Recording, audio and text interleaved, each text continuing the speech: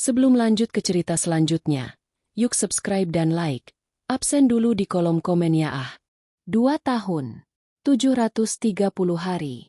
Rasanya baru kemarin, namun sekaligus terasa seperti sudah seabad. Bagi Rina, waktu telah menjadi konsep yang aneh dan cair sejak Bima pergi.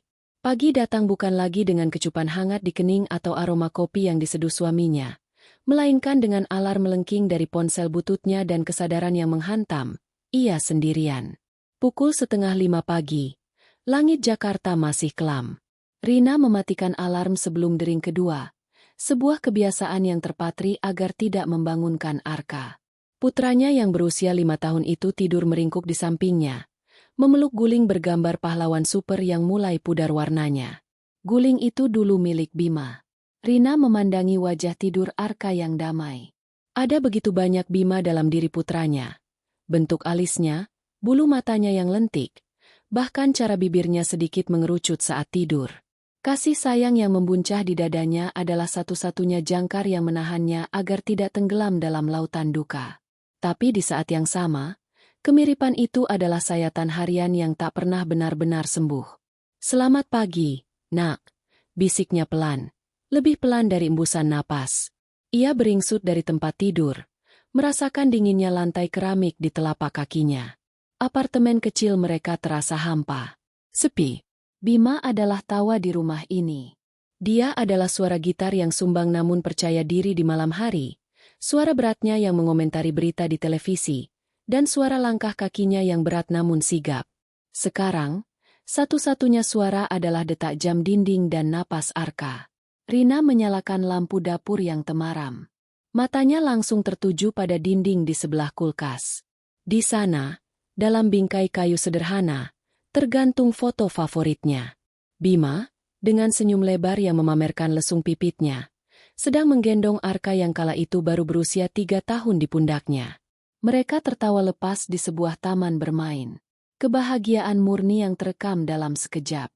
Rina menghela napas panjang, mencoba menelan gumpalan yang selalu muncul di tenggorokannya setiap pagi. Ia merindukannya. Ya Tuhan, betapa ia merindukannya. Rindu itu bukan lagi tangisan histeris seperti di bulan-bulan pertama. Kini, rindu itu telah bermetamorfosis menjadi rasa lelah yang konstan. Beban berat tak terlihat yang menekan bahunya, membuatnya sulit bernapas lega. Kecelakaan itu terjadi begitu cepat. Bima, yang bekerja sebagai mandor di proyek konstruksi gedung tinggi, tertimpa reruntuhan perancah yang ambruk. Fatal, kata mereka. Tak ada yang bisa dilakukan. Rina ingat ia pingsan di rumah sakit saat membuka kantong jenazah. Setelah itu, semuanya kabur. Pemakaman, tahlilan, ucapan belasungkawa yang terdengar seperti dengungan lebah. Kini, ia harus tegar. Ia harus menjadi ibu sekaligus ayah.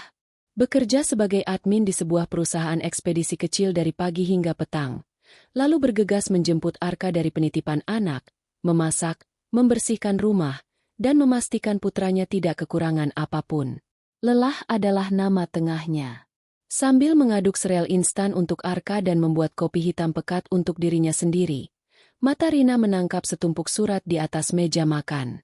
Ia mengambilnya, menyortirnya dengan lesu. Tagihan listrik, tagihan air, brosur supermarket, dan satu amplop coklat dengan jendela plastik. Jantungnya berdebar sedikit lebih cepat. Ia mengenali logo di sudut kiri atas.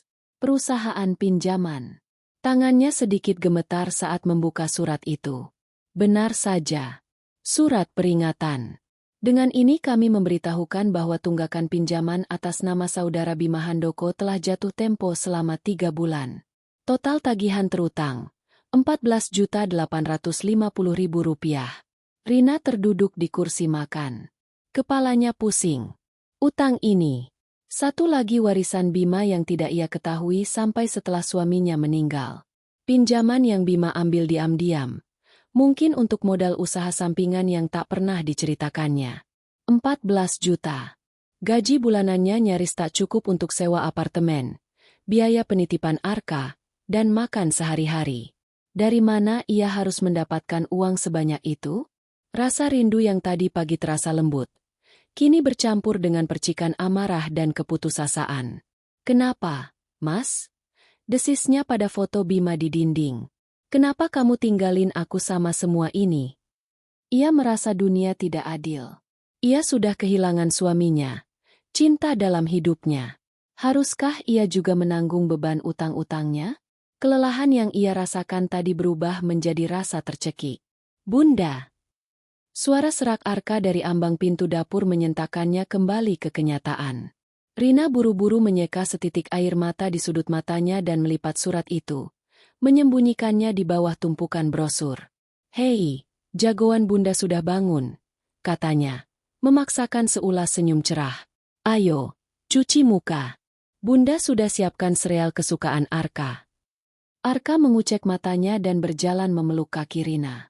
"Arka mimpi papa," gumamnya. Rina membeku sesaat, sebelum akhirnya mengelus rambut putranya. "Oh ya? Mimpi indah, kan?" Papa senyum. Senyum palsu Rina kini terasa kaku. Tentu saja papa senyum. Papa sayang sekali sama Arka. Saat ia memeluk putranya erat, merasakan kehangatan tubuh mungil itu, Rina berjanji pada dirinya sendiri. Tak peduli seberapa berat, tak peduli seberapa tidak adil, ia akan bertahan. Demi Arka. Ia harus. Jam 5 sore. Dan Jakarta adalah neraka yang dibalut kelembapan. Rina terjebak dalam hatsbak lamanya, mesin menderu pelan, tidak bergerak 1 sentimeter pun selama 5 menit terakhir. Ia dalam perjalanan menjemput Arka di penitipan anak, rute yang sama, kemacetan yang sama, kelelahan yang sama. Surat tagihan utang tadi pagi terasa membara di dalam tasnya, menambah beban di pundaknya yang sudah pegal. 14 juta. Angka itu berputar-putar di kepalanya seperti kaset rusak. Langit di luar mulai menggelap, bukan karena malam tiba, tapi karena awan kelabu tebal yang menggantung rendah. Lalu, hujan turun. Bukan hujan deras yang menyegarkan, melainkan gerimis tanggung yang menyebalkan, cukup untuk membuat jalanan semakin licin dan pandangan semakin buram. Rina menyalakan wiper, yang langsung mengeluarkan decit melengking di setiap sapuannya. Kaca depan mobilnya bergantian antara buram oleh rintik hujan dan jernih sesaat. Ritme yang membuat pusing. Ia bersandar di kursinya, memijat pelipisnya. Ia hanya ingin segera sampai, memeluk Arka, mengunci pintu apartemen, dan melupakan dunia luar. Perempatan besar di depannya akhirnya menunjukkan warna merah, seolah mengejeknya. Ia berhenti tepat di belakang sebuah angkot yang berasap tebal. Kepalanya terasa berat. Ia memikirkan makan malam, nugget sisa kemarin dan tumis kangkung. Cukup, pikirnya. Harus cukup. Di tengah lamunannya yang penat, sesosok bayangan bergerak di antara lajur mobil. Itu pemandangan biasa di lampu merah ini. Penjual tisu, badut jalanan, manusia silver, dan tentu saja, pengamen. Rina biasanya hanya membuang muka, terlalu lelah untuk berinteraksi, terlalu pas-pasan untuk memberi. Pria ini berbeda. Dia tidak langsung menghampiri jendela. Dia berjalan pelan, membiarkan mobil-mobil melewatinya saat lampu baru saja merah. Dia membawa gitar usang yang warnanya sudah pudar di banyak tempat. Stikernya terkelupas. Pria itu sendiri tampak sama usangnya dengan gitarnya. Dia bergerak mendekati lajur mobil Rina. Hujan membuat kaos oblongnya yang kelabu, atau mungkin dulu putih, menempel di tubuhnya yang kurus. Sangat kurus. Rambutnya panjang sebahu, basah, dan lepek menutupi sebagian wajahnya. Rina mengalihkan pandangannya, menatap radio, pura-pura sibuk. Pria itu berhenti tepat di samping jendelanya. Rina bisa merasakannya. Ia menahan napas, berharap pria itu segera berlalu. Tapi ia tidak bergerak. Terdengar suara petikan gitar yang sumbang, memulai lagu pop melankolis yang Rina kenali samar-samar. Epuh, jernih, epuh, buram. Detik berikutnya, Rina mengangkat kepalanya. Mungkin karena kesal, mungkin karena firasat. Ia menoleh ke kiri, dan dunia Rina berhenti berputar. Jantungnya tidak berdebar. Jantungnya jatuh. Rasanya seperti ada tangan es yang meremas organ itu hingga berhenti bekerja. Udara tersedot keluar dari paru-parunya. Di balik kaca yang basah oleh hujan, suaminya sedang menatapnya. Itu tidak mungkin. Jernih. Pria itu mengangkat wajahnya sedikit. Rambutnya yang basah tersibak. Itu wajah Bima. Rahang yang kokoh, hidung yang mancung, bibir yang selalu Rina cium setiap pagi. Tapi wajah ini cekung. Mata yang dulu selalu berbinar jenaka saat menggodanya. Kini, kosong.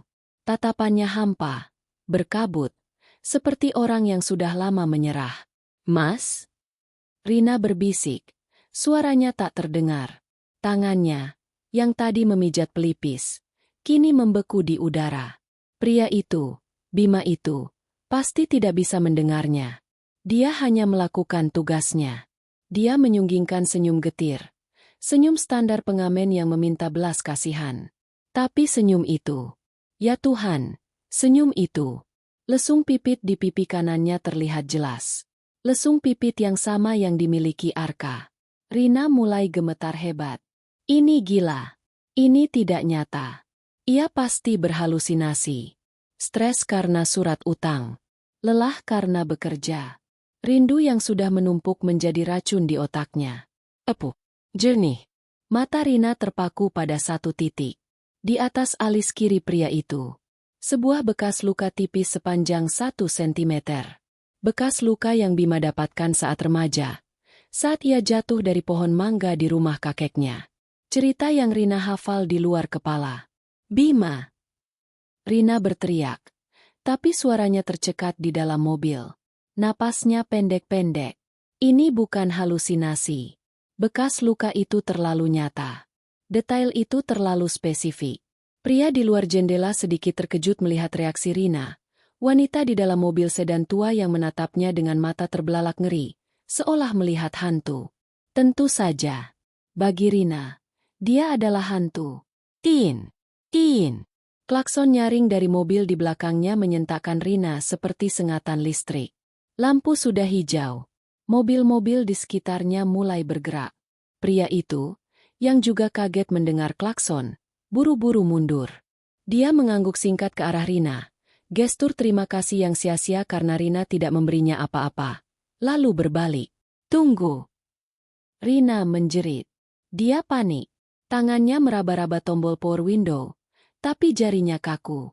Mobil di belakangnya mengklakson lagi. Lebih panjang dan marah. "In! Jangan pergi!"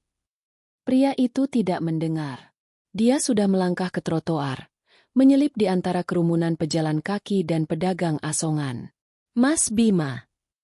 Dengan gemetar, Rina terpaksa menginjak gas. Mobilnya melaju tersendat-sendat. Matanya liar mencari-cari sosok itu lewat kaca spion. Dia melihatnya sesaat. Punggung kurus yang basah kuyup itu. Sebelum akhirnya sosok itu berbelok di tikungan dan lenyap. Ditelan oleh senja Jakarta yang kejam dan basah. Rina terus mengemudi. Entah bagaimana caranya. Ia berhasil mengendalikan mobilnya.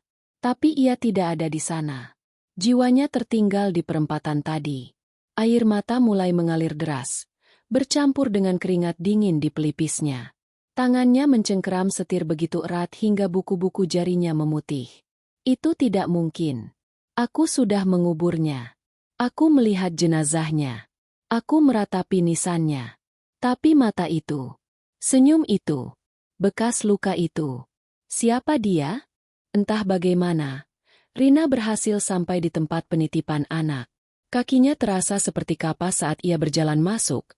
Senyum kaku terpasang di bibirnya saat Bu Lastri, pemilik tempat penitipan, menyapanya. Ia menandatangani buku absen. Tangannya masih gemetar samar. "Bunda Rina pucat sekali? Sakit?" tanya Bu Lastri. Suaranya terdengar prihatin. Rina menggeleng cepat. Terlalu cepat. "Enggak, Bu. Cuma macet sekali tadi." "Bunda. Bunda pula Aang." Seruan Arka dari ruang bermain adalah satu-satunya hal yang nyata di dunianya yang tiba-tiba miring. Putranya berlari dan memeluk kakinya erat. Rina mengangkat Arka ke dalam gendongannya. Memeluknya begitu erat hingga Arka sedikit mengeluh. "Bundesa. Maaf, sayang." Rina melonggarkan pelukannya. mencium aroma bedak bayi dan keringat yang khas dari rambut putranya. Ia membenamkan wajahnya di leher Arka, mencoba menyerap realitas. Arka nyata. Anaknya nyata. Tagihan utang itu nyata. Lalu, apakah pria tadi juga nyata? Perjalanan pulang ke apartemen terasa lebih surreal. Rina menyalakan radio, menyetel lagu anak-anak untuk Arka. Tapi ia tidak mendengar apa-apa selain decit wiper dan bayangan wajah di balik hujan. Wajah Bima. Bunda, Arka lapar. Rengek Arka saat mereka tiba di apartemen. Iya, sayang. Sebentar ya. Rutinitas mengambil alih. Ia mendudukkan Arka di depan televisi, menyalakan kartun, lalu bergerak ke dapur. Ia mengeluarkan nugget dari freezer, memanaskannya di wajan, dan menanak nasi sisa kemarin. Tangannya bergerak otomatis, tapi pikirannya berada ribuan mil jauhnya, atau lebih tepatnya, terpaku di perempatan lampu merah tadi. Lesung pipit itu. Bekas luka itu. Bunda, kok nuggetnya gosong? Rina tersentak. Asap tipis mengepul dari wajan. Sisi bawah nugget sudah menghitam. Astaga! Ia buru-buru mengangkatnya. Maaf, Nak. Nanti Bunda gunting ya yang gosong. Setelah makan malam yang hening, Rina hanya mengaduk-aduk makanannya tanpa selera. Ia memandikan Arka dan menidurkannya. Ia membacakan dongeng, tapi matanya hanya menatap kosong ke dinding di atas kepala Arka. Bunda, kok bacanya diulang-ulang? Protes Arka yang mengantuk. Rina terkejut. Ia bahkan tidak sadar. Ia menutup buku itu. Sudah ya, jagoan tidur. Besok sekolah. Ia menyelimuti Arka, mengecup keningnya, dan mematikan lampu kamar, menyisakan lampu tidur kecil berbentuk bulan. Pukul 8:30 malam. Apartemen itu sunyi senyap. Dan di dalam kesunyian itulah, bayangan di lampu merah kembali dengan kekuatan penuh. Rina berjalan ke ruang tamu. Ia tidak menyalakan lampu. Ia hanya duduk di sofa, dalam kegelapan. Gemetarnya kembali.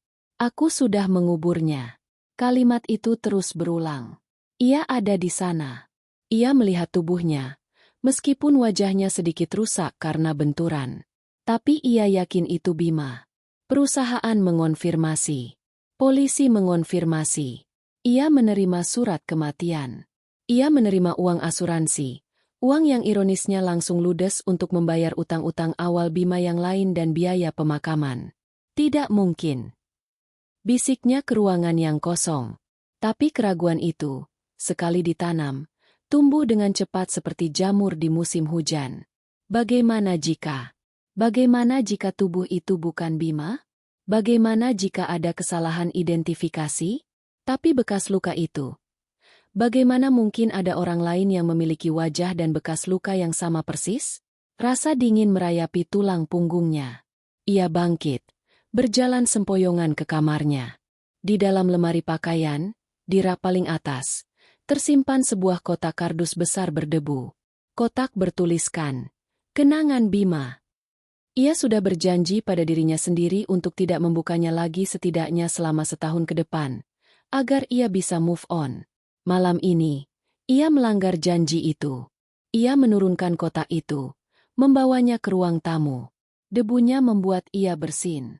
Dengan tangan gemetar, ia membuka tutupnya. Aroma kapur barus dan kenangan langsung menyeruak. Kemeja flanel favorit Bima. Tali gitar yang putus. Tiket bioskop pertama mereka. Dan di bagian bawah, terbungkus plastik, ada album foto. Rina menariknya keluar. Ia menyalakan lampu meja yang temaram. Jantungnya berdebar kencang, seolah ia akan membuka kotak Pandora. Halaman pertama. Foto pernikahan mereka. Bima tersenyum lebar. Lesung pipitnya terlihat jelas. Matanya memancarkan cinta yang murni. Rina mengusap foto itu. Ini kamu, Mas. Ini kamu. Ia membalik halaman. Foto-foto liburan ke pantai. Bima bertelanjang dada, menggendong Arka yang masih bayi.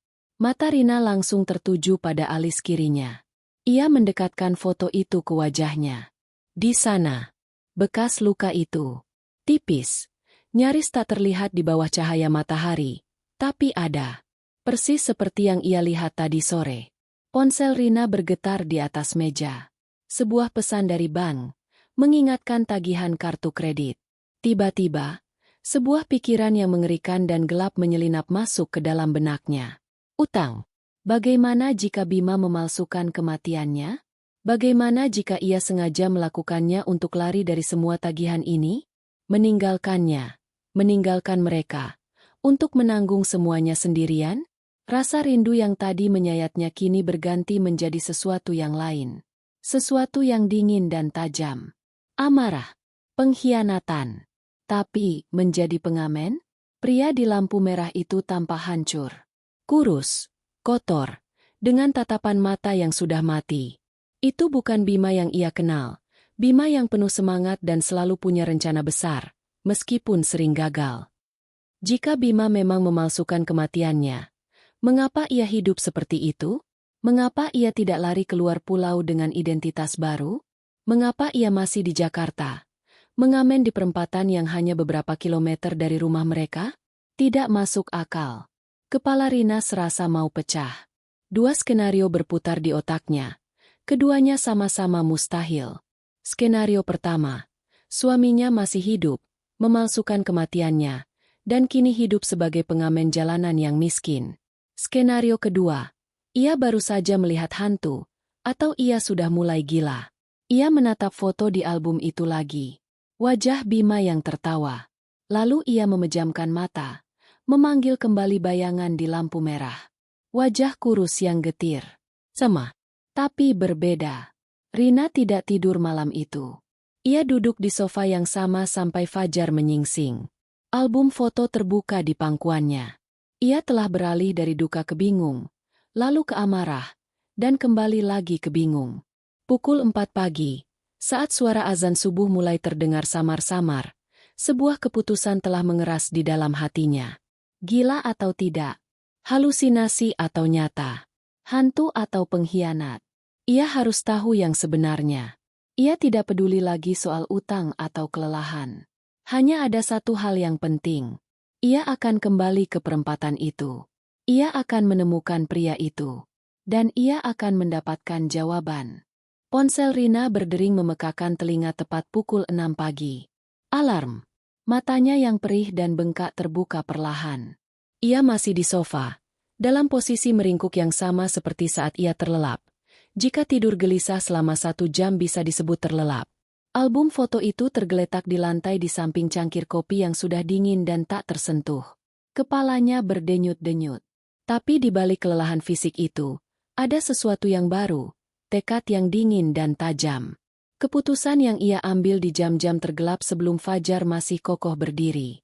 Ia bangkit. Tubuhnya kaku. Hal pertama yang ia lakukan bukan mandi atau membuat kopi. Ia mengambil ponselnya, mencari nomor atasannya, Pak Hadi. Halo, Pak. Selamat pagi. Maaf mengganggu. Suaranya serak. Pak, sepertinya hari ini saya tidak bisa masuk. Arka badannya panas sekali dari semalam. Sebuah kebohongan. Kebohongan pertama yang begitu lancar keluar dari mulutnya untuk urusan sebesar ini. Rasa bersalah menusuknya. Tapi ia segera menekannya. Oh, begitu. Ya ampun, semoga cepat sembuh ya, Bu Rina. Suara Pak Hadi terdengar prihatin. Ya sudah, tidak apa-apa. Nanti urusan laporan biar saya minta Susan yang tangani dulu. Terima kasih banyak, Pak. Maaf sekali merepotkan. Tidak apa-apa. Kabari saja ya perkembangannya. Panggilan ditutup. Rina bersandar ke dinding, memejamkan mata sesaat. Satu rintangan terlewati. Ia kemudian membangunkan Arka. Jauh lebih pagi dari biasanya. Loh, Bunda, kok Arka dibangunin pagi? Kan Arka sakit? Tanya putranya dengan polos. Matanya masih mengantuk. Hati Rina mencelos. Itu. Bunda tadi bohong sama Om Hadi. Hari ini Bunda mau ajak Arka ke tempat spesial. Tapi Arka tetap dititip di tempat Bu Lastri dulu ya. Bunda ada urusan sebentar. Kemana? Mata Arka langsung berbinar. Rahasia, kata Rina. mencoba tersenyum. Setelah mengantar Arka, yang terus bertanya tentang tempat spesial ke penitipan anak, Rina tidak memutar mobilnya ke arah kantor. Ia memutarnya kembali ke arah perempatan lampu merah terkutuk itu. Masih pukul 8 pagi. Jauh dari jam sibuk sore hari. Tapi Rina tidak mau mengambil risiko. Bagaimana jika pria itu mengamen seharian? Ia menemukan tempat parkir yang strategis. Di pelataran sebuah ruko yang tampaknya tutup, agak jauh dari perempatan tapi masih memberikan pandangan yang jelas ke seluruh area lampu merah. Ia mematikan mesin. Dan penantian pun dimulai. Jam demi jam berlalu dengan lambat, menyiksa. Pukul 9, 10, 11. Matahari mulai meninggi, mengubah kabin mobilnya menjadi oven. Ia menyalakan mesin sesekali hanya untuk menyalakan AC, lalu mematikannya lagi, cemas memikirkan bensin. Perutnya keroncongan. Ia belum makan apapun sejak nugget gosong semalam. Tapi ia tidak berani beranjak. Matanya terpaku pada perempatan, mengamati setiap sosok yang melintas. Pengamen lain datang dan pergi. Badut dengan kostum kusam. Manusia silver yang berkilauan di bawah terik matahari. Tapi tidak ada tanda-tanda dia. Pukul 12 siang. Rina mulai goyah. Apa aku salah? Apa aku gila? Pikiran itu merayapinya lagi. Mungkin kemarin ia hanya berhalusinasi. Kombinasi sempurna antara stres utang, kelelahan, dan rindu yang akut. Ia mungkin telah melihat pengamen acak dan otaknya yang putus asa memproyeksikan wajah Bima padanya. Ia merogoh tasnya, mengeluarkan ponsel, membuka galeri. Foto Bima yang sedang tertawa, menggendong Arka. Ia memperbesar foto itu, menatapnya lekat-lekat. Bekas luka itu, lesung pipit itu. Aku tidak mungkin salah. Ia menggigit bibirnya. Ia akan menunggu. Sampai malam jika perlu. Pukul 1. Pukul 2. Matanya perih karena terus-menerus mengawasi. Ia membeli sebotol air mineral dan sebungkus roti dari pedagang asongan yang kebetulan lewat. Melahapnya tanpa merasakan apa-apa. Pukul 3 sore. Langit yang tadi cerah kini mulai diselimuti awan sore yang khas. Kemacetan mulai terbangun. Pukul 4. Jantung Rina mulai berdebar lebih cepat.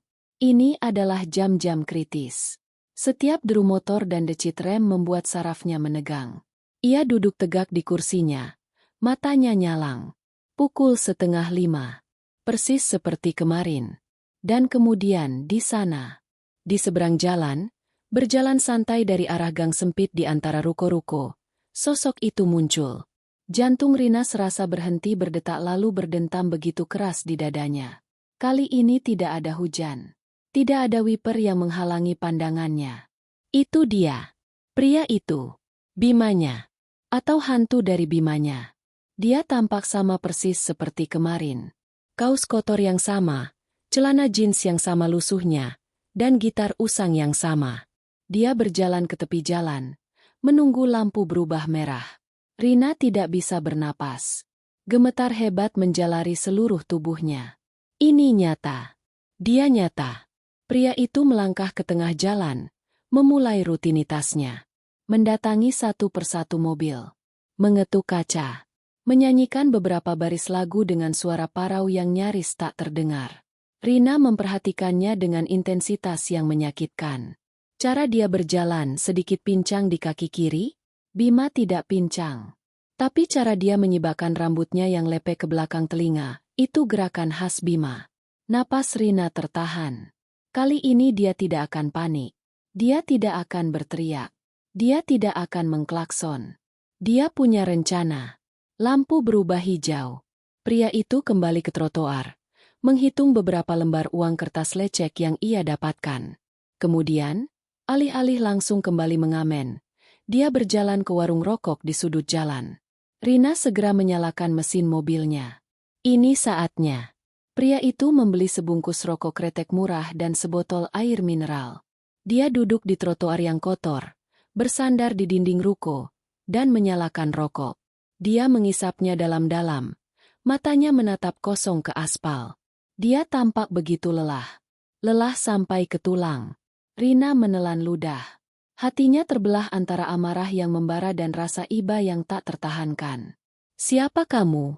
Apa yang terjadi padamu?" Dia memindahkan mobilnya, menyeberang jalan saat lalu lintas memungkinkan, dan parkir sekitar 50 meter di belakang pria itu. Cukup dekat untuk mengawasi, cukup jauh agar tidak terlihat mencurigakan. Rokok pria itu habis. Dia melempar puntungnya ke jalan, berdeham, lalu bangkit berdiri. Dia tidak kembali ke perempatan. Sebaliknya, dia menyandang gitarnya dan mulai berjalan. Dia berjalan menjauhi jalan raya, masuk ke gang sempit tempat ia muncul tadi. Jantung Rina berdebar di tenggorokannya. "Oke," bisiknya pada dirinya sendiri. "Oke, Rina, ikuti dia." Ia mengunci pintu mobilnya, mengambil tasnya, dan turun. Dengan langkah cepat namun hati-hati, menjaga jarak, Rina mulai membuntuti suaminya yang sudah meninggal. Gang sempit itu menelan Rina bulat-bulat. 1 detik ia berada di jalan raya yang bising, dikelilingi logam dan kaca. Detik berikutnya, ia berada di dunia lain. Dinding bata kusam yang lembab menjulang di kedua sisinya. Begitu dekat hingga ia bisa menyentuh keduanya dengan merentangkan tangan. Udara terasa berat, beraroma campuran comberan, sampah yang membusuk, dan kelembapan yang tak pernah kering. Jantung Rina berdebar begitu kencang di rusuknya. Rasanya menyakitkan. Ia melangkah hati-hati di atas paving blok yang pecah-pecah. Matanya terpaku pada punggung pria itu, sekitar 30 meter di depannya. Pria itu berjalan dengan langkah yang aneh. Langkah yang akrab sekaligus asing. Cara dia menyandang gitar itu, cara bahunya sedikit merosot, itu Bima. Tapi langkah pincang di kaki kirinya yang samar namun konsisten itu bukan Bima. Bima tidak pernah pincang. "Siapa kamu?" Pertanyaan itu bergema di benaknya, menenggelamkan rasa takutnya pada lingkungan sekitar. Pria itu tidak menoleh ke belakang sekalipun.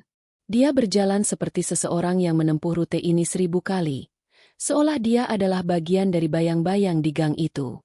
Rina, sebaliknya, merasa seperti lampu neon yang menyala terang. Ia sadar betul akan suara napasnya yang terengah, akan tas kerjanya yang terlalu bagus, akan sepatunya yang terlalu bersih. Gang itu berbelok tajam, dan Rina nyaris kehilangan dia. Ia mempercepat langkahnya, jantungnya meloncat ke tenggorokan. Dan kemudian, gang itu terbuka. Rina berhenti sejenak di mulut gang, tertegun. Di hadapannya terhampar pemukiman padat yang tak pernah ia tahu ada. Kawasan kumuh di bantaran sungai yang kotor dan hitam. Rumah-rumah berdesakan, dibangun dari apa saja yang bisa ditemukan. Tripleks, seng berkarat, terpal biru, spanduk bekas. Beberapa anak kecil yang sedang bermain kelereng di jalan setapak berlumpur berhenti dan menatapnya dengan mata ingin tahu. Seorang ibu yang sedang menjemur pakaian menatapnya dengan curiga. Rina merasa seperti penyusup. Ia menarik tasnya lebih erat ke tubuhnya. Pria itu terus berjalan, menyusuri jalan setapak yang sempit. Dia sekarang lebih sulit diikuti, sering menghilang di balik tikungan atau jemuran yang menggantung rendah. Rina harus berlari-lari kecil untuk menjaga jarak. Dia melihat pria itu mengangguk singkat pada seorang pria tua yang duduk di depan gubuknya, yang dibalas dengan anggukan serupa.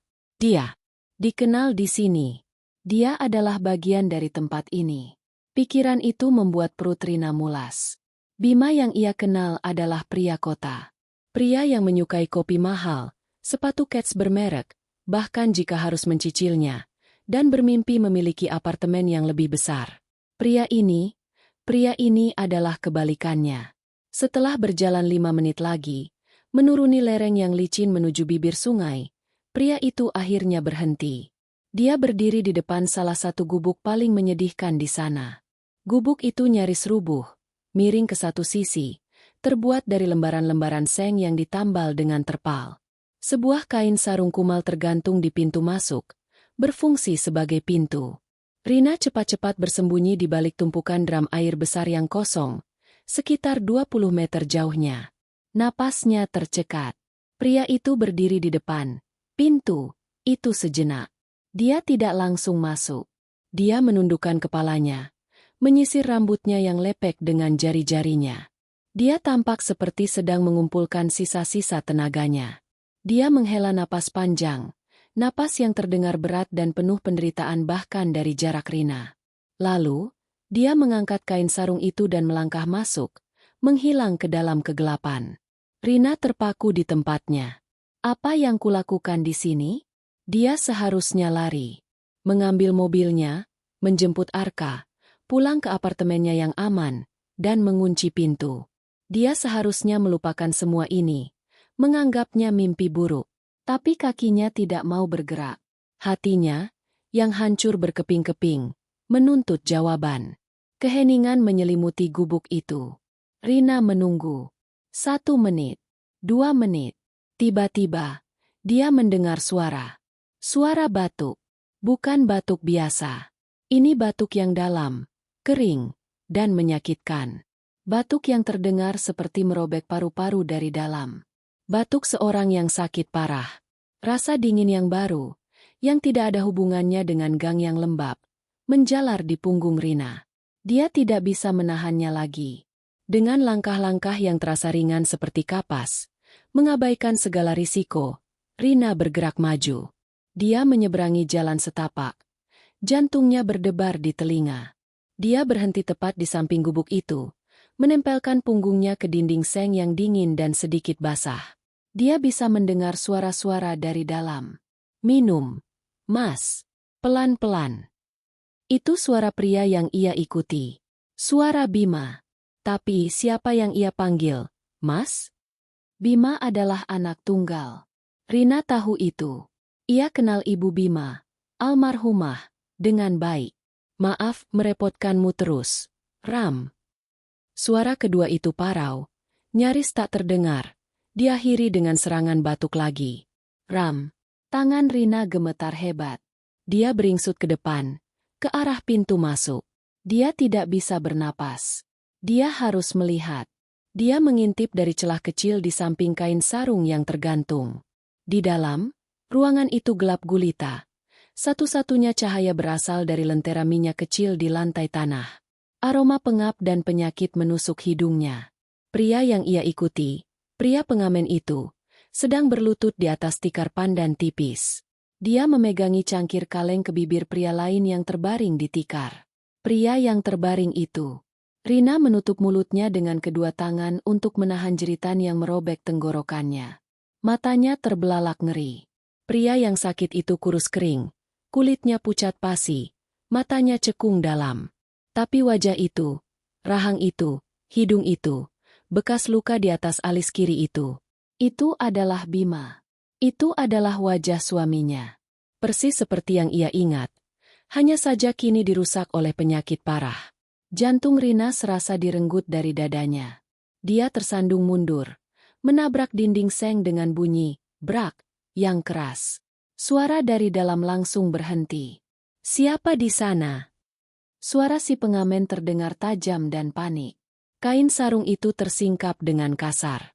Si pengamen, pria yang memiliki wajah Bima tapi bukan Bima, melompat keluar. Dia membeku saat melihat Rina. Wajahnya pucat pasi. Matanya terbelalak ngeri, menunjukkan keterkejutan yang sama besarnya dengan keterkejutan Rina. Dia jelas mengenalinya. Rina? Bisiknya. Suaranya bergetar. Rina tidak bisa berbicara. Air mata mengalir deras di pipinya. Dunianya jungkir balik. Dia menatap pria di depannya, lalu menunjuk dengan jari gemetar ke kegelapan di dalam gubuk. Dia. Rina terisak. Dia. Mas Bima. Pria di depannya menelan ludah. Ekspresinya hancur. Dia mengangguk pelan. Iya. Lalu kamu. Rina menatap wajah pria itu. Wajah yang sama persis. Kamu siapa? Pria itu memejamkan matanya, seolah mengucapkan vonis. Aku Rama, katanya. Suaranya nyaris tak terdengar. Aku saudara kembarnya. Aku, Rama. Aku saudara kembarnya. Dua kalimat itu menggantung di udara yang lembab dan berbau busuk. Dua kalimat yang menghantam Rina seperti sebuah palu godam, meretakkan pondasi realitasnya.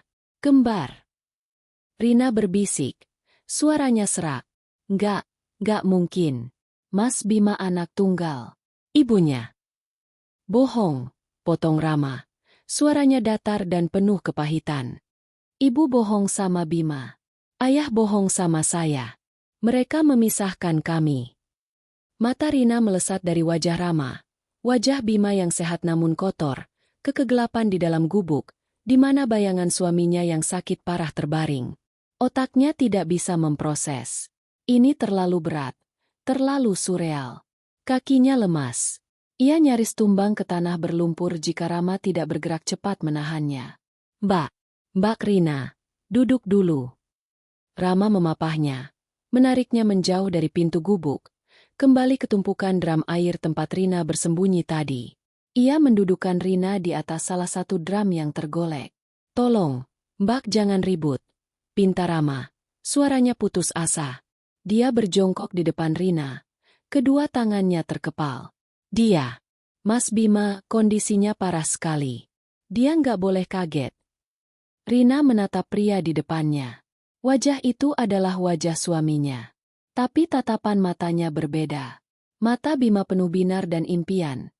Mata pria ini penuh dengan penderitaan dan kelelahan yang sudah mendarah daging. Dan pincangnya. Kakimu kenapa? Tanya Rina. Pertanyaan acak pertama yang berhasil keluar dari otaknya yang membeku. Rama menunduk, melihat kaki kirinya. Jatuh dari steger. Proyek bangunan. Setahun lalu. Tulangnya nggak nyambung dengan benar. Siapa kamu sebenarnya? Tuntut Rina. Suaranya mulai bergetar karena campuran amarah dan kebingungan. Ceritakan. Semuanya. Sekarang. Rama menghela napas panjang.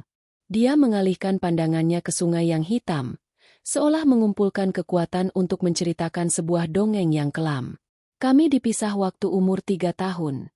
Rama memulai. Perceraian yang buruk. Ayah benci ibu. Ibu benci ayah. Ayah bawa saya pergi dari Jakarta. Ibu tetap di sini sama Bima. Mereka bersumpah kami berdua tidak akan pernah bertemu. Kami tumbuh besar dengan cerita kalau kami anak tunggal. Rina teringat cerita almarhumah ibu mertuanya. Selalu tentang betapa ia membesarkan Bima sendirian. Betapa suaminya adalah bajingan yang meninggalkan mereka tanpa jejak. Ternyata, itu hanya separuh kebenaran. Ayah meninggal 5 tahun lalu, lanjut Rama. Hidup saya nggak pernah mudah. Cuma jadi kuli. Akhirnya saya kembali ke Jakarta. Cari kerja apa saja. Saya bahkan nggak tahu kalau saya punya saudara. Lalu, bagaimana Mas Bima tahu? Dia yang cari saya, kata Rama. Sekitar 8 bulan sebelum kecelakaan itu. Dia datang ke kontrakan saya. Saya kira saya lihat hantu. Rama tersenyum getir. Bayangkan, Mbak, tiba-tiba ada orang yang wajahnya persis seperti Mbak, berdiri di depan pintu. Kami senang sekali. Akhirnya punya saudara. Kami janji untuk nggak bilang siapa-siapa dulu, termasuk Mbak. Dia bilang dia mau cari waktu yang tepat. 8 bulan. Rina menghitung mundur. Saat itu, Bima memang sering pergi, lembur, atau ketemu klien baru. Ternyata ia bertemu Rama. Tapi dia datang ke saya bukan cuma karena kangen, kata Rama. Nadanya menggelap. Dia datang karena masalah. Jantung Rina mencelos. Utang. Rama mengangguk. Lebih besar dari yang Mbak tahu. Jauh lebih besar. Bukan cuma pinjol ecek-ecek. Dia masuk ke lingkaran judi online. Kalah banyak. Pinjam ke rentenir. Bunganya gila-gilaan. Rasa dingin menjalari Rina. Bima yang ia kenal adalah Bima yang ceroboh soal uang. Tapi judi? Rentenir? Mereka mulai nagih. Suara Rama nyaris berbisik. Mereka datang ke apartemen Mbak waktu Mbak nggak ada. Bima cerita ke saya sambil nangis. Mereka ancam mau sakiti Arka. Mereka mau ambil Mbak Rina. Ya Tuhan. Rina menutup mulutnya. Dia putus asa, Rin, kata Rama, tanpa sadar memanggilnya dengan panggilan akrab Bima. Dia bilang ke saya, satu-satunya jalan aku bebas adalah kalau aku mati, Ram. Mereka akan berhenti ngejar. Rina dan Arka bisa selamat. Asuransi bisa cair untuk bayar sisanya. Rina menggelengkan kepalanya. Air mata mengalir deras. Nggak jadi kecelakaan itu. Bukan dia. Rama membenarkan ketakutan terburuk Rina. Itu, kebetulan yang dimanfaatkan. Ada kecelakaan di tol. Korbannya hangus. Tidak bisa dikenali. Bima ada di dekat sana. Dia taruh dompetnya di sisa-sisa mobil itu. Dia buat seolah-olah itu dia. Dunia Rina berputar. Jadi, tubuh yang ia tangisi, surat kematian yang ia pegang, semuanya palsu. Dia lari ke saya, kata Rama. Suaranya parau. Minta tolong. Minta tempat sembunyi. Apa yang harus saya lakukan, Mbak? Dia satu-satunya saudara saya.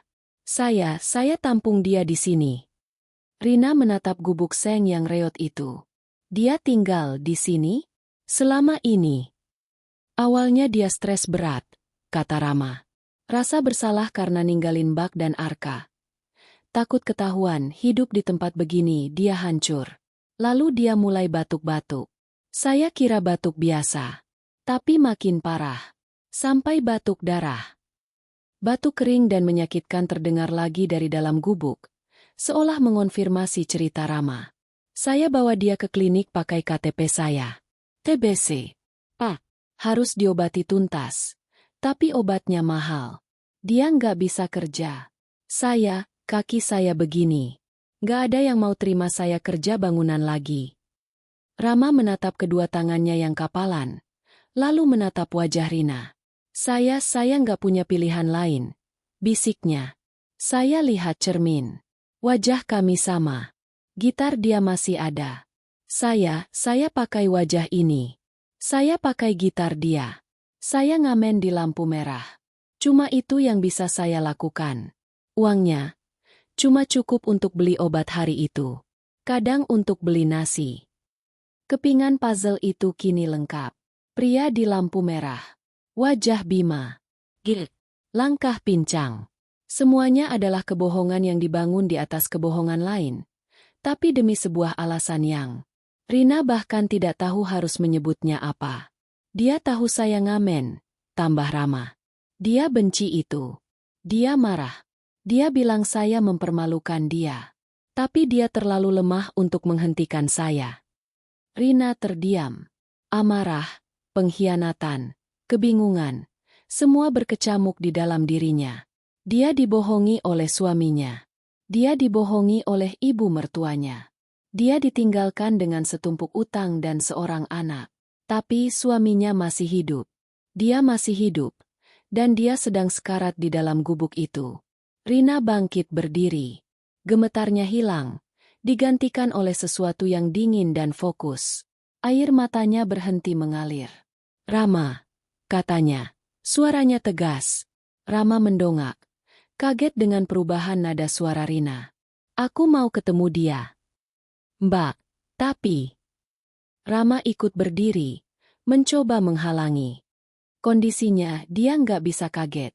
Dia pikir Mbak sudah move on. Dia pikir Mbak selamat. Selamat. Rina tertawa. Tapi tawa itu terdengar seperti pecahan kaca. Dia nggak tahu apa-apa. Rina mendorong pelan bahu Rama. Minggir. Ia tidak menunggu jawaban. Ia berjalan melewati Rama, langkahnya mantap di atas tanah yang becek, menuju kain sarung kumal yang menutupi pintu masuk ke neraka pribadinya. Mas Bima. Bisiknya pada dirinya sendiri.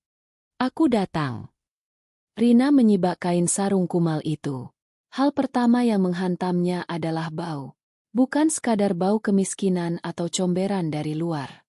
Ini adalah bau yang pekat dan menusuk dari penyakit yang terkurung di ruangan sempit. Bau napas yang asam, keringat demam, dan sesuatu yang samar-samar seperti amis darah. Matanya yang terbiasa cahaya sore di luar, butuh beberapa detik untuk beradaptasi dengan kegelapan pekat di dalam gubuk. Satu-satunya sumber cahaya adalah lampu minyak kecil di sudut. Apinya berkelip-kelip lemah, menciptakan bayang-bayang yang panjang dan menakutkan di dinding seng. Lalu, ia melihatnya. Di atas tikar pandan tipis yang terhampar di lantai tanah yang lembab, sesosok tubuh terbaring. Ini bukan pria gagah yang fotonya ia simpan di dompet. Ini bukan suami yang tertawa sambil menggendong Arka di pundaknya. Pria itu kurus kering, nyaris seperti kerangka yang dibalut kulit pucat dan berkeringat. Tulang pipinya menonjol tajam. Matanya cekung begitu dalam hingga terlihat seperti lubang hitam. Dia terbungkus selimut dekil yang tipis. Napasnya terdengar berat dan berbunyi. Suara langkah Rina yang tertahan dan deru napasnya yang tercekat membuat pria itu bergerak. Dengan gerakan yang sangat lambat dan penuh usaha, kepala pria itu menoleh ke arah pintu. Mata mereka bertemu. Selama 1 detik, dunia berhenti berputar. Rina melihat mata suaminya. Mata yang sama, yang dulu selalu penuh binar jahil, kini kusam, bingung, dan dipenuhi kabut demam. Ekspresi Bima berubah dari kebingungan menjadi kengerian murni. Matanya terbelalak, pupilnya melebar. Dia tidak melihat seorang istri yang berduka. Dia melihat hantu, sebuah kemustahilan. Rina? Suara itu suara Bima, tapi serak, pecah, dan setipis benang. Seolah pita suaranya telah terkoyak. Dia mencoba bangkit, mendorong tubuhnya dengan siku. Tidak mungkin. Upaya itu memicu serangan batuk yang brutal. Tubuhnya melengkung, mencengkeram dadanya. Itu bukan batuk biasa. Itu adalah batuk yang merobek. Suara sobekan basah yang mengerikan dari dalam paru-parunya. Mas Bima! Rina berteriak, melupakan amarahnya, melupakan pengkhianatannya. Yang ia lihat hanyalah suaminya yang sedang sekarat. Jangan! Bima berteriak di sela batuknya, mengulurkan tangan yang kurus kering. Pergi, Rina, pergi. Reaksinya bukan rindu, bukan penyesalan. Itu adalah teror. Rama muncul di belakang Rina. Mas, tenang, Mas. Kenapa dia di sini, Ram? Bima menjerit. Matanya liar menatap Rama. Kenapa kamu bawa dia ke sini? Kamu gila. Mereka bisa lihat dia. Mereka bisa ikuti dia ke sini. Rina membeku. Amarah yang tadi sempat hilang, kini kembali membara, lebih panas dari sebelumnya, bercampur dengan rasa sakit yang tak terperi. Mereka. Rina melangkah masuk sepenuhnya, membiarkan kain sarung jatuh di belakangnya, mengurung mereka bertiga dalam kegelapan yang sesak. Kamu masih mikirin mereka. Ia berjalan mendekat, berdiri menjulang di atas suaminya yang terbaring. Aku kira kamu mati, Mas. Bima terkesiap, menatap Rina dengan mata ngeri. Aku menangisimu. Suara Rina bergetar, tapi tajam. Aku menguburkan peti kosong. Aku membesarkan anak kita sendirian, mengatakan padanya ayah sudah di surga. Rin, aku. Bima terisak. Air mata mengalir di wajahnya yang kotor. Aku gak punya pilihan. Gak punya pilihan. Rina tertawa. Suara tawa yang terdengar histeris di ruangan sempit itu. Kamu punya pilihan. Kamu selalu punya pilihan. Tapi kamu memilih untuk lari. Kamu memilih untuk jadi pengecut. Aku lari untuk melindungi kalian. Bima berteriak, yang kembali memicu batuk hebat. Mereka ancam Arka. Rin. Mereka bilang mereka mau ambil kamu. Dan kamu pikir dengan mati, semua beres. Rina berjongkok, menatap lurus ke mata suaminya. Kamu pikir mereka berhenti? Kamu pikir kamu menyelamatkan kami? Bima menatapnya bingung. Maksudmu? Utangmu masih ada, Bima. Rina menjerit. Suaranya menggema di dinding seng. Mereka tidak peduli kamu mati. Mereka menagihku. Setiap hari. Surat teror. Telepon tengah malam. Mereka datang ke apartemen, menggedor-gedor pintu sampai Arka menangis ketakutan. Wajah Bima berubah. Di bawah lapisan kotoran dan keringat demam, seluruh sisa darah seolah terkuras dari wajahnya. Ini adalah satu hal yang tidak ia perhitungkan. Dalam rencananya yang putus asa, ia berasumsi kematiannya akan menghentikan para rentenir itu. Enggak. bisiknya. Nggak mungkin mereka masih. Aku jual mobil, lanjut Rina. Air matanya kini mengalir deras. Bukan air mata duka, tapi air mata amarah. Aku jual semua perhiasan pemberian ibuku. Uang asuransimu? Uang asuransi palsumu itu bahkan gak cukup bayar bunganya. Aku kerja banting tulang. Hidup dalam ketakutan sementara kamu. Kamu bersembunyi di sini? Sakit. Menyerah pada hidup. Rin, aku nggak tahu. Bima meratap. Aku sumpah. Aku nggak tahu, aku pikir. Kamu nggak mikir, potong Rina. Kamu cuma mikirin dirimu sendiri. Seperti biasa. Mbak Rina. Sudah, Mbak. Rama mencoba menengahi, meletakkan tangan di bahu Rina. Dia sakit parah. Dia sakit karena ulahnya sendiri. Rina membentak, menepis tangan Rama. Dia kabur dari tanggung jawab, dan sekarang dia kabur dari penyakitnya. Cukup. Bima berbisik. Enggak cukup. Rina mendekatkan wajahnya. Lihat aku, Mas. Lihat aku. Ini aku. Rina. Istrimu. Yang kamu tinggalkan. Yang kamu bohongi. Aku di sini. Kamu nggak bisa lari lagi. Bima menatapnya. Wajah Rina yang basah oleh air mata. Penuh amarah dan rasa sakit. Lalu dia melihat ke tangannya sendiri yang kurus. Dia melihat ke gubuk yang kotor. Dia mendengar suara Rama yang putus asa. Dan dia mendengar kebenaran yang baru saja diucapkan Rina. Para rentenir itu masih mengejarnya. Semua pengorbanannya sia-sia. Kematiannya sia-sia. Dia telah menghancurkan hidup istrinya, dan kini menghancurkan hidup saudara kembarnya. Kenyataan itu, beban dari semua kebohongan dan kegagalannya, menghantamnya lebih keras daripada penyakitnya. Aku gagal. Desisnya.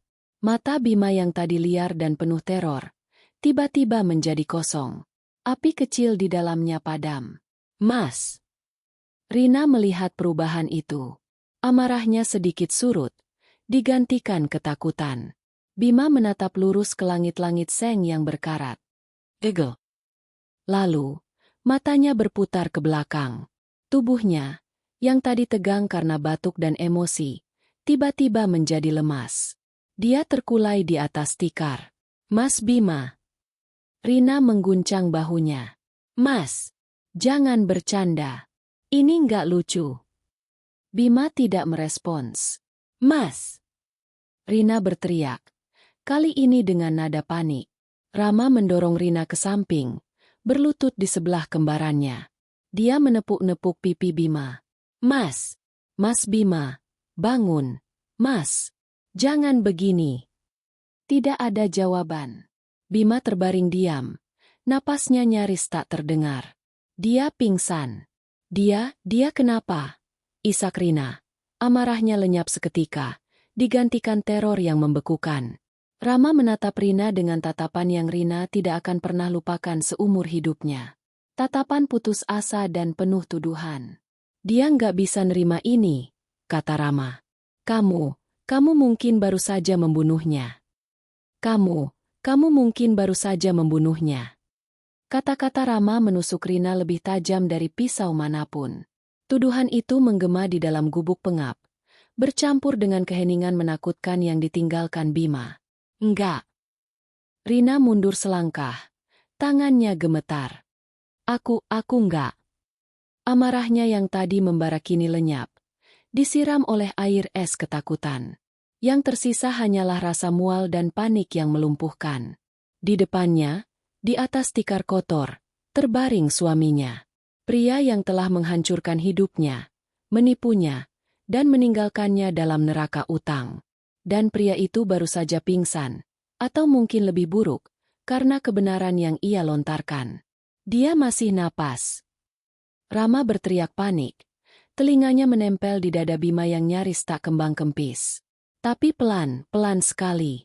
Ya Tuhan, Mas Bima. Rama mengguncang-guncang tubuh kembarannya dengan putus asa.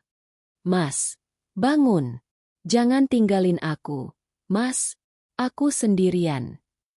Melihat kepanikan murni di wajah Rama, wajah yang sama persis dengan suaminya, membuat sesuatu dalam diri Rina patah.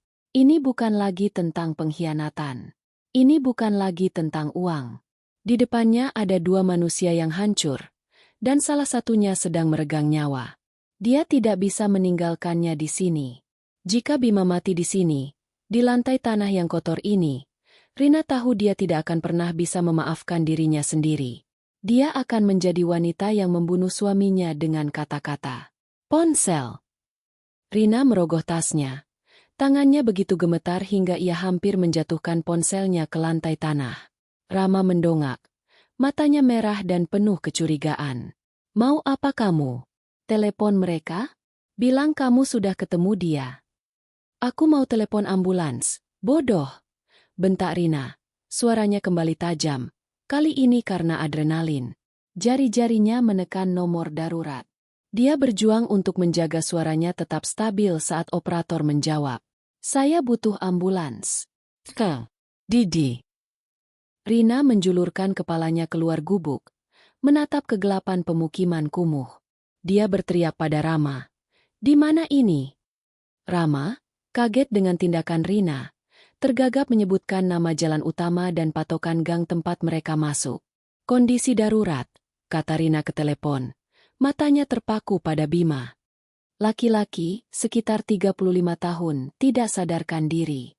Riwayat TBC parah, sepertinya gagal napas. Operator menanyakan namanya. Rina. Jawabnya. Saya istrinya. Mengucapkan kata itu terasa seperti abu di mulutnya. Istrinya. Kebohongan macam apa lagi yang baru saja ia mulai? Setelah menutup telepon, keheningan yang berat kembali menyelimuti mereka. Hanya terganggu oleh napas Bima yang dangkal dan suara isak tangis tertahan Rama. Rina terduduk di ambang pintu gubuk, memeluk lututnya. Pikirannya berpacu. Ambulans. Rumah sakit. Itu semua butuh biaya. Biaya yang sangat besar. Dia baru saja gajian. Uang di rekeningnya sudah ia bagi-bagi dengan rinci. Untuk cicilan apartemen, untuk susu Arka, untuk token listrik, dan sebagian besar untuk membayar cicilan minimum pada salah satu rentenir agar mereka tidak datang minggu ini. Membawa Bima ke rumah sakit berarti menghancurkan anggaran itu.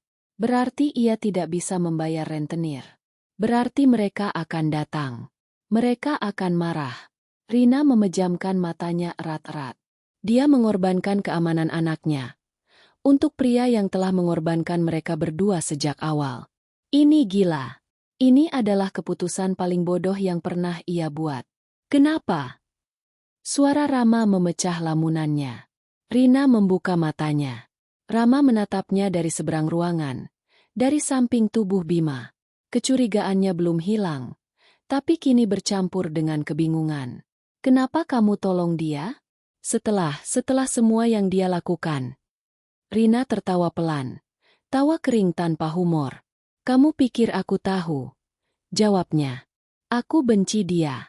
Aku benci dia lebih dari siapapun di dunia ini. Ia menatap sosok kurus Bima. Tapi, aku nggak mau dia mati. Ia menelan ludah. Dan aku nggak mau jadi penyebabnya. Rama terdiam, mencerna kata-kata itu. Dari kejauhan, sirene mulai terdengar.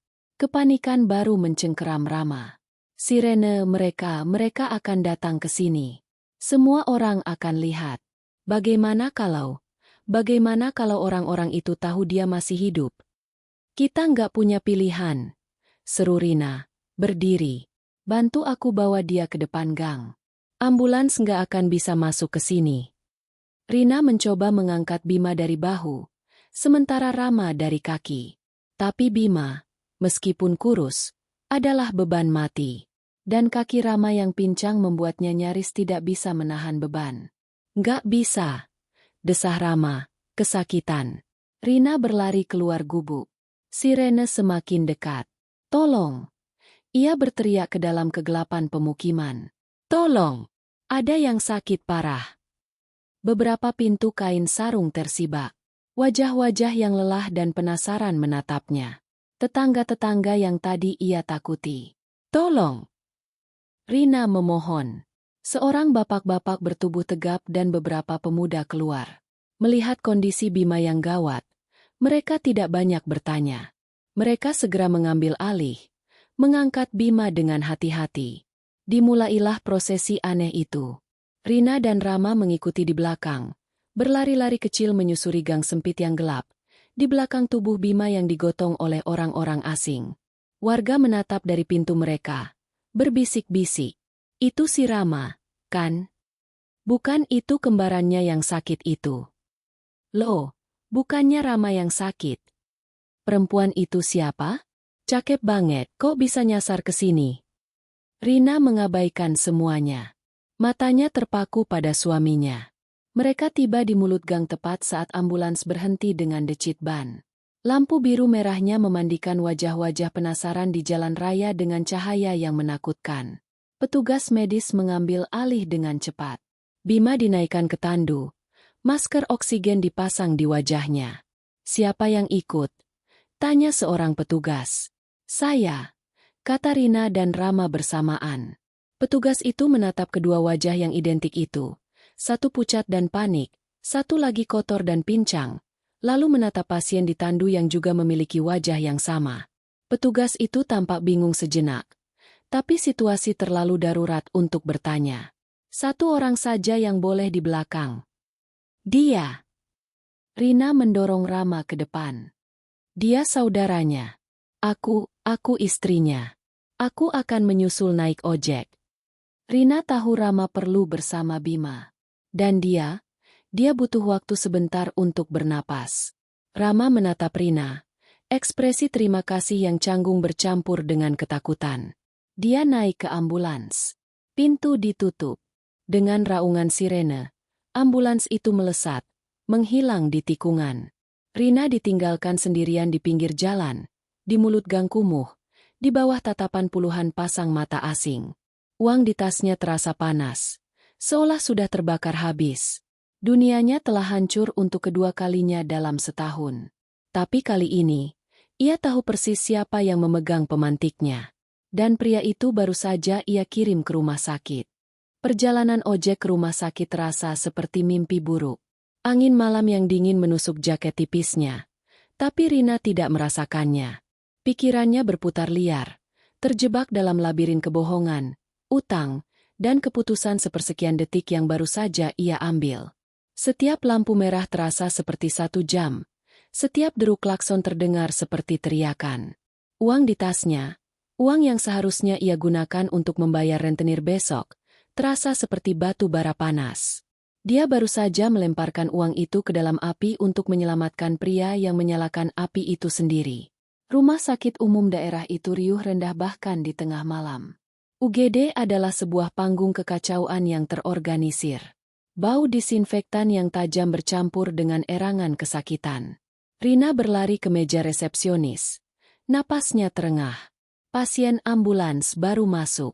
TBC. Perawat itu menatapnya dengan lelah. Atas nama Bima. Rina ragu sejenak. Identitas apa yang mereka gunakan? Atau mungkin Rama? Pasien yang diantar kembarannya itu. Perawat itu menunjuk ke koridor. Keluarga menunggu di sana. Pasien sedang ditangani di ruang resusitasi. Kondisinya tidak stabil. Rina berjalan seperti robot ke arah yang ditunjuk. Di sana, di bawah cahaya neon yang kejam, duduklah Rama. Dia tampak semakin kotor dan tidak pada tempatnya di antara dinding putih bersih rumah sakit. Dia menunduk. Tangan kapalan besarnya terkepal di antara lututnya yang gemetar. Kaki pincangnya terjulur kaku. Rama. Panggil Rina. Dia mendongak. Matanya merah dan bengkak. Mbak Rina. Bagaimana? Nggak tahu, bisiknya. Suaranya parau. Mereka bawa dia masuk. Mereka tanya-tanya terus. Saya nggak tahu jawab apa. Mereka minta KTP. Saya cuma punya KTP saya. Saya bilang dia Bima, saudara saya. Tapi semua data. Rina mengerti. Secara hukum, Bima sudah mati. Pria di dalam sana adalah hantu tanpa identitas, tanpa BPJS, tanpa asuransi. Pasien tuna nama. Seorang dokter berwajah lelah keluar dari ruang resusitasi, memanggil, "Keluarga pasien Bima." Rina dan Rama melompat berdiri. "Kami," kata Rina. Dokter itu menatap mereka berdua, lalu ke Rama, lalu kembali ke Rina. Alisnya terangkat sedikit melihat kemiripan yang ganjil itu, tetapi dia terlalu profesional untuk berkomentar. "Saya Dokter Hardy," katanya, suaranya datar. "Kondisi pasien sangat kritis." Jantung Rina mencelos, meski ia sudah menduganya. Diagnosis sementara adalah shock septik akibat TBC miliar yang sudah menyebar ke organ lain. Paru-parunya terus terang, sebagian besar sudah hancur. Ditambah malnutrisi akut yang parah. Dia pingsan karena kegagalan napas dan kejut septik. Dokter itu menghela napas. "Kami sudah berhasil menstabilkan pernapasannya dengan ventilator. Tapi ini baru permulaan. Dia harus segera masuk ICU. Kita harus memompa antibiotik dosis tinggi dan obat TBC khusus. Dan itu." Dokter itu menatap Rina dengan tatapan penuh arti. "Itu akan memakan biaya besar." Rama terlihat hancur. "Biaya saya nggak punya uang, Dok. Kami butuh deposit untuk ICU dan pembelian obat," kata dokter itu. Kini fokus pada Rina, yang jelas terlihat lebih mampu. "Tanpa itu, kami tidak bisa memindahkannya." Inilah saatnya. Risa menarik napas dalam-dalam. "Berapa?" Dokter menyebutkan angka yang membuat lutut Rina lemas. Itu adalah seluruh sisa gajinya, ditambah uang yang ia sisihkan untuk rentenir. Semuanya. Rama menatap Rina dengan putus asa. "Mbak saya bisa kerja, saya akan bayar nyicil." Rina tidak mendengarkannya. Dia berjalan ke kasir, mengeluarkan kartu debit satu-satunya. Dia melihat Rama dari sudut matanya. Pria itu menangis tanpa suara, menyandarkan kepalanya ke dinding. "Atas nama Bima," kata Rina pada kasir. Suaranya mantap, meski di dalam dirinya berteriak. "Bima? Permana?" tanya kasir itu. "Ya," jawab Rina. Dia baru saja membangkitkan suaminya dari kematian. Setidaknya di atas kertas administrasi rumah sakit. Setelah membayar, dia kembali ke koridor. Bima sudah dipindahkan ke ICU. Mereka hanya bisa melihatnya dari balik kaca tebal.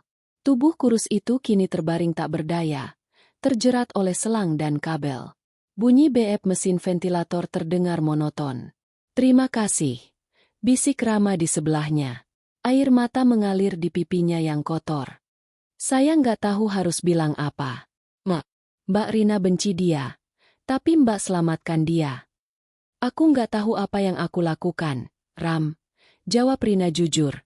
Suaranya kosong. Dia menatap Bima. "Aku cuma nggak bisa lihat orang mati." Mereka berdiri di sana dalam keheningan yang canggung. Dua orang yang terikat oleh pria yang sama, yang telah menghancurkan hidup mereka berdua dengan cara yang berbeda. Lalu, ponsel Rina bergetar di dalam tasnya. Getaran itu terasa seperti sengatan listrik. Dia sudah terlambat beberapa jam dari jadwal tidurnya. Ini sudah lewat tengah malam. Tidak ada yang meneleponnya selarut ini, kecuali dia merogoh tasnya. Layar itu menyala, menampilkan nomor tidak dikenal. Darah Rina terasa dingin. "Siapa, Mbak?" tanya Rama, melihat ekspresi Rina. "Bukan siapa-siapa," desis Rina. Dia berjalan menjauh ke ujung koridor yang sepi. Jantungnya berdebar sangat kencang hingga telinganya berdengung. Dia menekan tombol jawab. "Halo." Keheningan sejenak. Hanya ada suara napas di seberang. "Selamat malam, Ibu Rina." Sebuah suara pria yang berat dan tenang terdengar. Suara yang sama yang menghantuinya dalam mimpi buruk. "Kami lihat pembayaran untuk hari ini belum masuk." Saya. Rina tergagap. Otaknya berputar mencari alasan. Ada keadaan darurat keluarga." "Tia." "Kami tidak peduli," potong suara itu, masih dengan tenang yang mengerikan. "Aturan adalah aturan. Bunga berjalan, Ibu Rina. Dan kesabaran kami sudah habis." "Tolong, Pak," Rina memohon. Suaranya bergetar. Kasih saya waktu. Besok-besok saya. Besok, suara itu menyetujuinya. Dan Rina sempat merasakan sedikit kelegaan, sebelum kalimat berikutnya menghantamnya. Besok, jam 12 siang, kami datang ke apartemen Anda. Siapkan semuanya. Bukan separuh. Bukan cicilan. Semuanya. Semuanya. Rina terkesiap. Itu tidak mungkin. Saya tidak punya. Itu masalah Anda. Suara itu kini kehilangan ketenangannya, digantikan oleh ancaman yang dingin. Dengar, Rina, kami tahu Anda punya anak laki-laki. Arka, kan? Lucu anaknya. Kami tahu dia sekolah di mana. Kami tahu jemputnya jam berapa. Napas Rina tercekat di tenggorokan. Jam 12 siang. Kalau uangnya tidak ada, anggap saja Arka ganti rugi. Mengerti? Klik. Telepon ditutup. Ponsel itu terlepas dari genggaman Rina yang lemas. Jatuh ke lantai dengan bunyi gedebuk pelan. Kakinya tidak kuat lagi menopang. Dia merosot ke lantai, bersandar ke dinding. Seluruh tubuhnya gemetar hebat. Badai itu telah tiba. Dia menoleh ke koridor. Di satu sisi, di balik kaca, terbaring suaminya. Penyebab semua ini, hidupnya bergantung pada mesin yang baru saja ia bayar.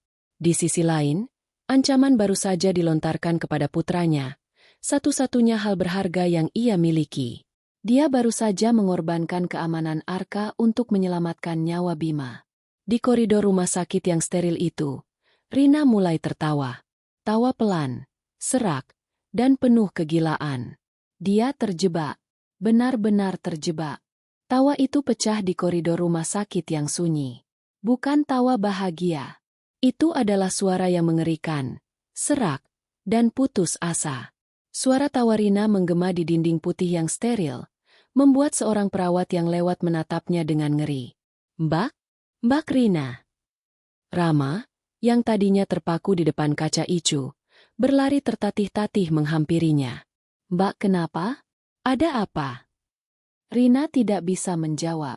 Dia merosot di lantai, memegangi perutnya seolah-olah dia baru saja ditinju. Tawa itu kini bercampur dengan isak tangis yang histeris. Dia tidak bisa bernapas. Ponselnya tergeletak di lantai di sebelahnya. Layarnya gelap, menyimpan rahasia mengerikan yang baru saja disampaikan. Mbak. Rama berlutut di depannya. Rasa terima kasihnya yang tadi luntur berganti menjadi ketakutan baru melihat kondisi Rina. Apa yang terjadi? Siapa yang telepon? Rina mengangkat tangannya yang gemetar, menunjuk ke ponsel itu.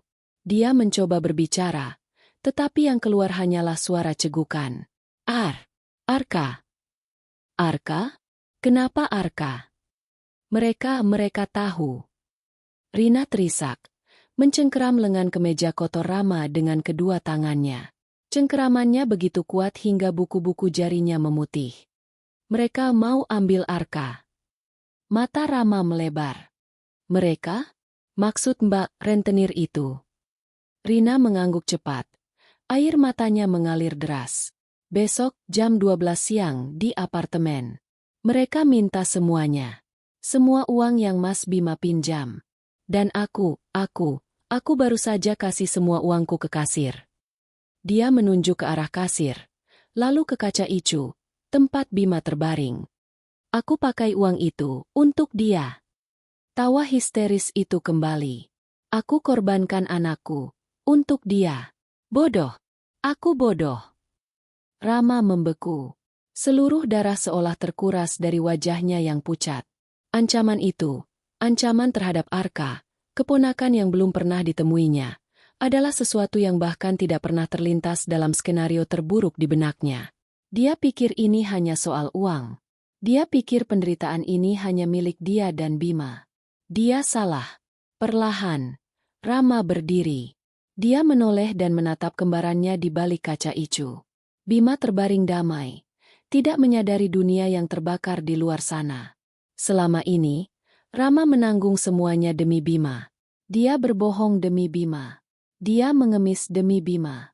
Dia membiarkan dirinya hancur demi Bima. Dia membiarkan wanita ini istri Bima, hancur. Dan sekarang, seorang anak kecil yang tidak berdosa akan menjadi tumbal terakhir. Sesuatu di dalam diri Rama retak. Bukan, kata Rama. Suaranya pelan dan dingin. Rina mendongak. Isak tangisnya berhenti sejenak. Apa? Bukan Mbak Rina yang bodoh, kata Rama. Dia tidak lagi menatap Rina. Matanya terpaku pada Bima. Aku yang bodoh. Karena percaya padanya. Dia berbalik menghadap Rina. Dan untuk pertama kalinya, Rina tidak melihat bayangan Bima di wajahnya. Dia melihat seorang pria yang berbeda. Seorang pria yang matanya memancarkan tekad yang keras dan dingin. Kita nggak punya waktu, kata Rama. Rina masih gemetar di lantai. Waktu apa? Aku nggak punya uang, Ram. Aku nggak punya apa-apa lagi. Persetan dengan uang, bentak Rama. Suaranya menggema. Ini bukan lagi soal uang. Ini soal Arka. Dia menarik Rina berdiri dengan paksa. Mbak Rina, dengar aku. Dengar. Dia memegang kedua bahu Rina. Dia. Rama mengangguk ke arah Icu. Dia aman di sini. Dia dijaga dokter. Mereka nggak akan cari dia di rumah sakit. Dia sudah mati. Bagi mereka. Rina menatapnya. Napasnya masih tersengal. Tapi Arka tidak aman, lanjut Rama. Kita harus bawa Arka pergi. Sekarang. Sekarang. Rina tergagap. Ini tengah malam. Dia tidur. Dia. Mereka tahu sekolahnya. Potong Rama. Mereka tahu jam jemputnya. Apa Mbak pikir mereka akan tunggu sampai jam 12? Itu cuma gertakan. Mereka bisa ambil dia kapan saja. Kita harus bawa dia pergi sebelum matahari terbit. Kenyataan dari kata-kata Rama menghantam Rina seperti tamparan. Rama benar. Ancaman itu bukan ultimatum. Itu adalah pernyataan bahwa mereka bisa. Seluruh keraguan dan histeria Rina lenyap. Digantikan oleh adrenalin yang dingin dan tajam. Ini adalah pilihan terakhirnya. Di satu sisi koridor, terbaring masa lalunya. Seorang pria yang ia cintai dan ia benci. Pria yang menjadi sumber dari semua penderitaannya. Kini hidupnya bergantung pada mesin yang ia bayar. Di sisi lain, di apartemennya, terbaring masa depannya. Putranya, satu-satunya hal yang berharga, kini menjadi target. Tidak ada pilihan. Rina menarik napas dalam-dalam. Mengusap air matanya dengan punggung tangannya yang kotor. Wajahnya mengeras. Dia berjalan ke kaca Icu. Dia menatap wajah suaminya yang damai dan tidak sadar. Wajah yang telah menyebabkan begitu banyak kehancuran. Selamat tinggal, Mas. Bisiknya pada kaca yang dingin. Tidak ada air mata lagi. Tidak ada kemarahan. Hanya kekosongan. Dia telah melakukan apa yang dia bisa. Dia telah menyelamatkan hidupnya. Tapi dia tidak akan menyelamatkannya dengan mengorbankan putranya. Dia berbalik. Aku harus ambil tasku di gubukmu, katanya pada Rama. Dompet dan kunciku semuanya jatuh di sana. Aku tahu, kata Rama. Kita ke sana dulu. Cepat. Lalu kita ke apartemen Mbak. Rina menatap pria yang baru beberapa jam lalu ia benci karena telah menipunya. Pria yang ia anggap sebagai kaki tangan kebohongan suaminya. Kini, dia adalah satu-satunya sekutu yang ia miliki di dunia. Rama. Katanya pelan. Mereka berbahaya. Aku tahu, jawab Rama. Kakinya yang pincang sudah melangkah mantap menuju pintu keluar. Mereka sudah mengambil saudaraku. Aku nggak akan biarkan mereka mengambil keponakanku. Rina mengangguk. Mereka berdua berlari keluar dari UGD, meninggalkan cahaya terang rumah sakit dan melesat ke dalam kegelapan malam. Mereka tidak berlari dari masalah mereka. Mereka berlari menuju hal terpenting yang harus diselamatkan. Jam di dinding rumah sakit menunjukkan pukul 2.15 pagi. Hitungan mundur menuju jam 12 siang telah dimulai.